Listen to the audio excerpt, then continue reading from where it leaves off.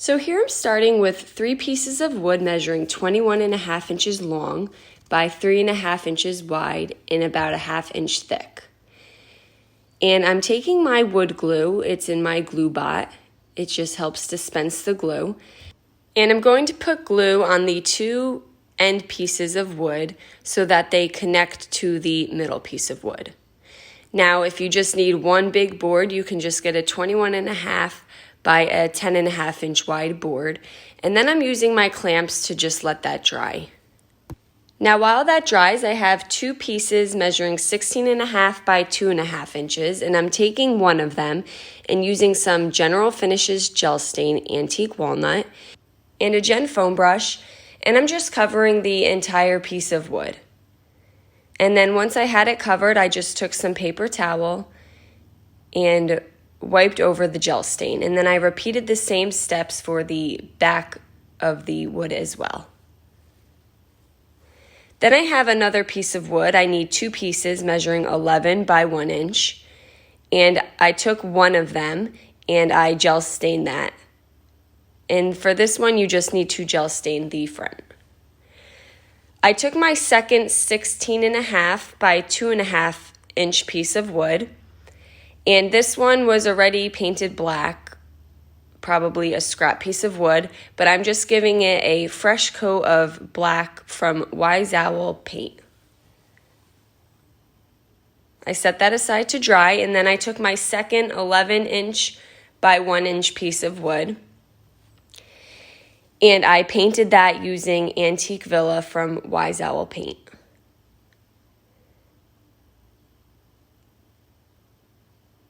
And then I set that aside to dry. I went back to my 3 pieces of wood that we glued together, and on one side I used some Antique Villa from Wise Owl paint, and I painted about 3/4 of the board white. I then took some black and I painted the remaining end of the board. Once that was fully dry, I took a 220 grit sandpaper and I sanded starting in just the white. And I really wanted the slats from where the wood met to show, so I focused on sanding that. And then I just took a wet paper towel and got the white dust off of my black paint. And then I sanded the black section. Then I took my black 16.5 by 2.5 inch piece of wood, and I used some wood glue and I attached it where the white and black paint met, and I put it a little bit on a slant. And then I clamped it, and then I allowed that to dry. And then I took my 11 by 1 inch piece of wood that we painted white, and using the wood glue, I attached it to the bottom piece of the board, and I clamped that and let that dry as well. And then I flipped it over,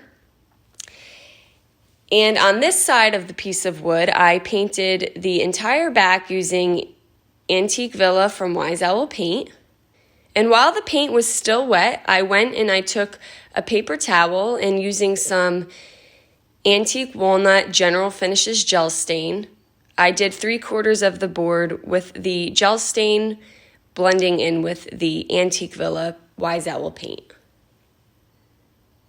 And I just kind of played around with it until it was a shade that I was happy with.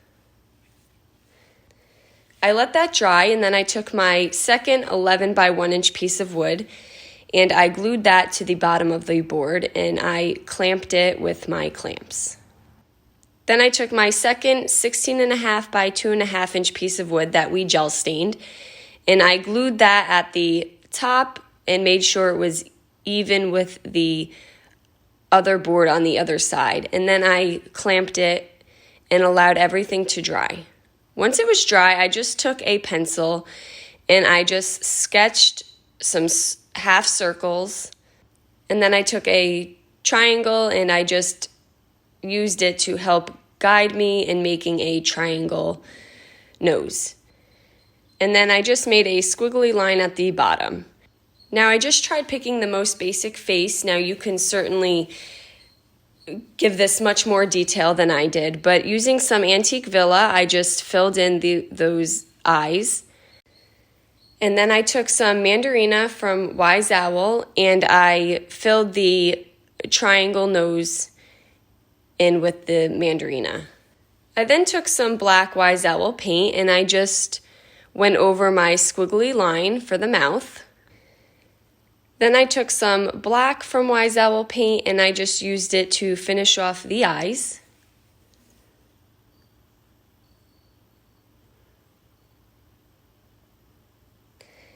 And then I used the black to add some stitching to the mouth. And then I outlined the triangle nose with the black and also added some stitching to the nose. And then I added some eyelashes and some eyebrows.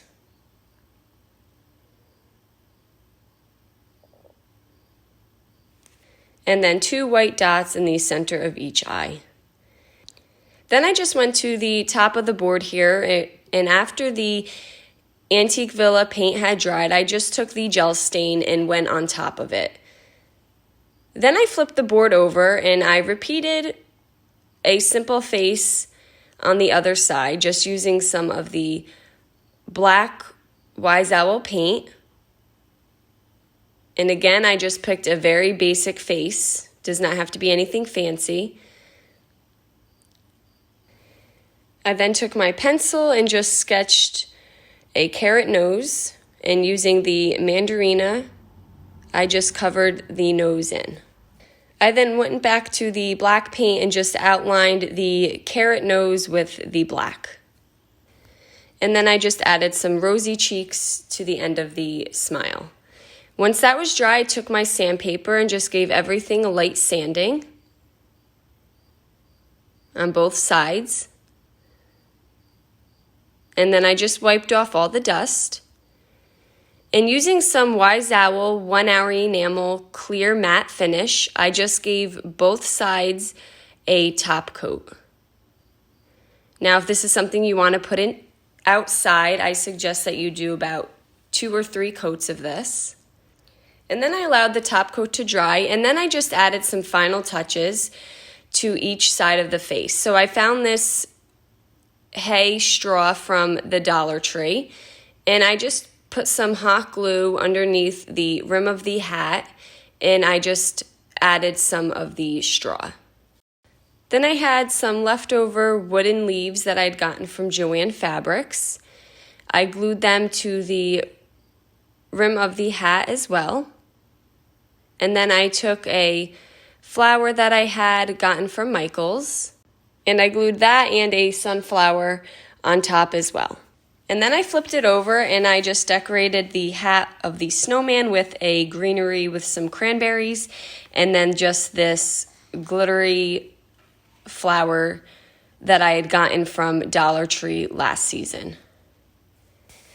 And that's it. Now we just have this fun reversible snowman scarecrow board that you can just flip over when the holidays change. Guys, thank you so much for watching. Paint products can be found on our webpage at chalkitupfancy.com. And don't forget, you can check out some other tutorials over on our YouTube or our webpage. Have a great day.